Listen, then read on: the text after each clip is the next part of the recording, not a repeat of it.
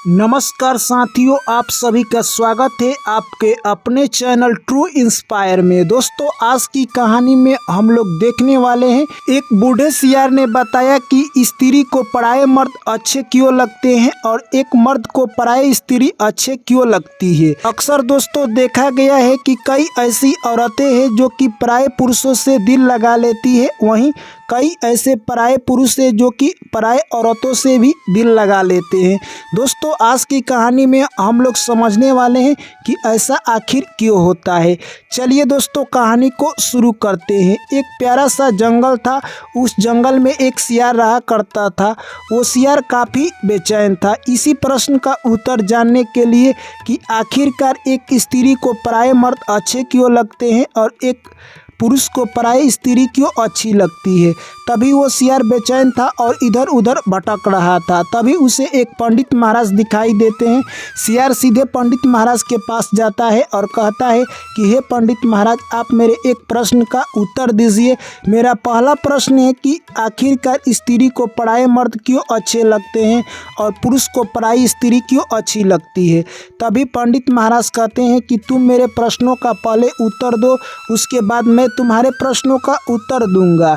पंडित महाराज कहते हैं कि भगवान को किस तरह से पूजा किया जाए कि भगवान प्रसन्न हो जाए। तभी वो सियार कहता है कि ठीक है, मैं आपके प्रश्नों का उत्तर जरूर ढूंढ कर बताऊंगा। दोस्तों, वहां से सियार निकल जाता है और सीधे कैलाश पर्वत पर भगवान शंकर के पास जाकर उनसे गुहार लगाता है। तभी भगवान शंकर कहते हैं कि बताओ तुम्हारा प्रश्न क्या है। सियार बोलता है कि हे महाराज, मेरा प्रश्न है कि स्त्री को पराये मर्द क्यों अच्छे लगते हैं और पुरुष को पराई स्त्री क्यों अच्छी लगती है। तभी भोले शंकर भगवान कहते हैं कि मैं तुम्हें एक छोटा सा कहानी सुनाता हूँ, तुम कहानी को पूरा सुनना। उसके बाद शंकर भगवान कहते हैं कि एक छोटा सा गांव था।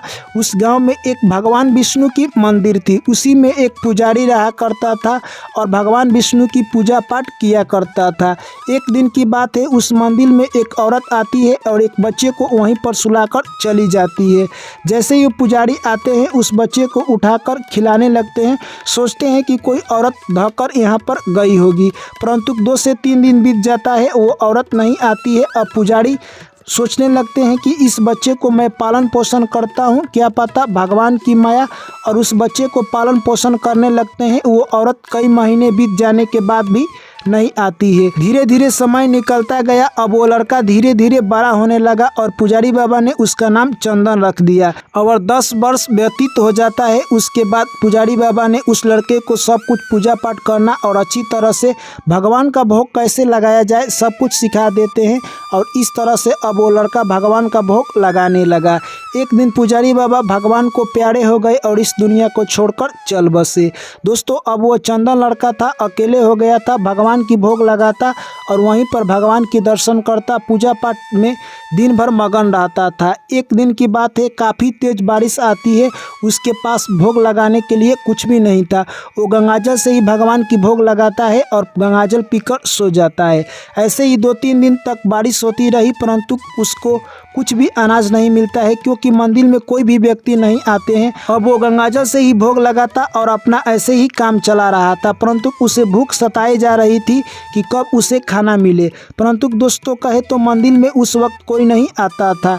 ऐसे ही समय निकलता गया और वो ऐसा एक दिन आ गया कि बारिश और तेज होने लगी। अभी तक कोई भी व्यक्ति मंदिर में भगवान को अनाज चढ़ाने के लिए नहीं आता है। चंदन सोचता है कि मैं अब भगवान को क्या भोग लगाऊं, अगर गंगाजल लगाता हूं तो उससे मेरा काम नहीं चलेगा। दोस्तों, इतने ही देर में एक राजा का मंत्री आता है और कुछ अनाज लेकर चंदन को दे देता है। कहता है कि आप भोग लगाइए और आप भी बनाकर खाइए। उस दिन चंदन भगवान को भोग लगाता है और जैसे ही खाना खाता है उसे आत्मा की शांति मिलती है और कहता है कि हे भगवान, आपने मेरी उद्धार की है। दोस्तों, ऐसे ही समय निकलता गया। अब वो मंत्री शाम को डेली आता और अनाज देकर चला जाता। एक दिन चंदन सोचता है कि यह व्यक्ति डेली आता है, मैं ज़रूर एक दिन राजा को बुलाऊंगा, क्योंकि ये मंत्री अपने राजा के कहने पर अनाज लेकर आता है, तो मैं कहूँगा कि आप राजा को बुला कर लाइए, क्योंकि राजा भी यहाँ का प्रसाद ग्रहण करे। है। दोस्तों एक दिन जैसे ही वो मंत्री अनाज लेकर आता है, वो व्यक्ति जिद करने लगता है, कहता है कि आप कल राजा को जरूर बुला कर लाइएगा प्रसाद खाने के लिए। तभी वो मंत्री कहता है कि राजा के पास इतना टाइम नहीं है कि वो प्रसाद खाने के लिए आएंगे। तभी वो चंदन कहता है कि अगर आप ऐसा नहीं करते हैं तो मैं आपका कल से अनाज लेना बंद कर दूंगा। दोस्तों वो मंत्री हार मान लेता है और अगले दिन कहे तो राजा से जाकर यह सब बात कह देता है। दोस्तों जो यानी कहे तो मंत्री का रूप धारण कर आया था वहाँ पर, वो कोई और नहीं भगवान विष्णु थे।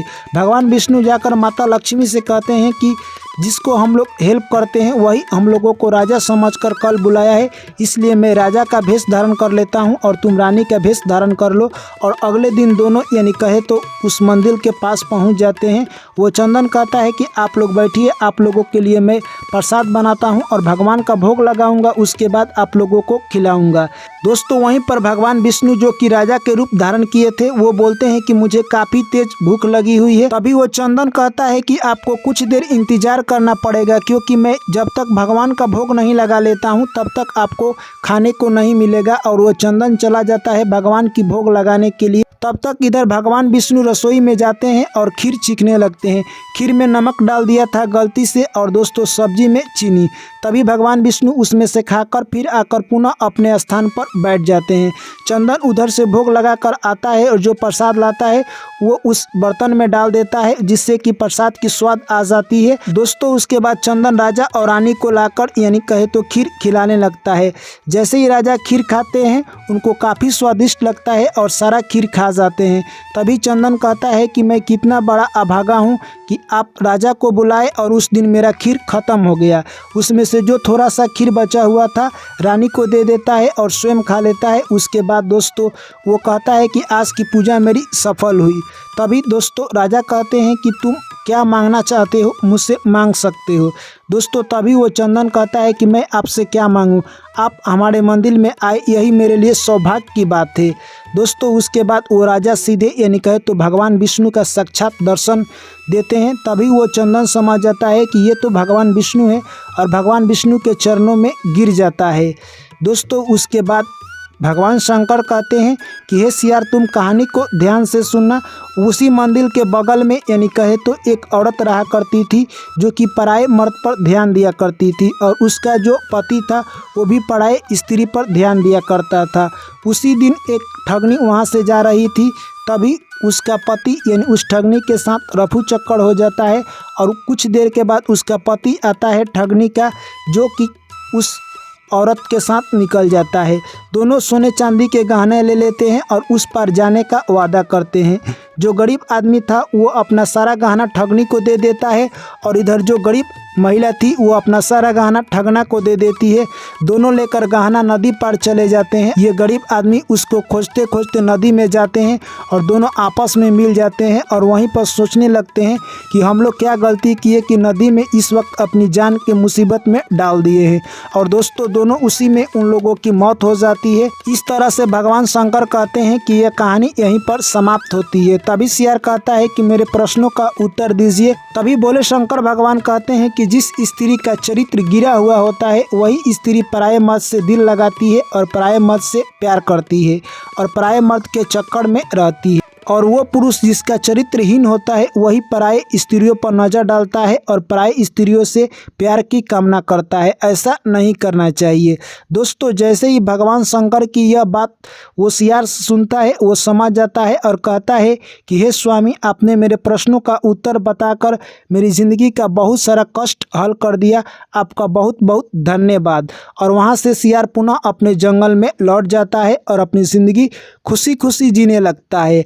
तो दोस्तों मैं आशा करता हूं कि आप लोगों को यह कहानी समझ आ गई होगी। तो वीडियो को कर दीजिए लाइक, चैनल को कर लीजिए सब्सक्राइब। आप लोगों से पुनः मुलाकात होगी एक अगली कहानी में। तब तक आप लोग मुझे दीजिए इजाज़त। सभी साथियों को मेरा प्यार भरा नमस्कार। जय श्री कृष्ण, राधे राधे, हर हर महादेव।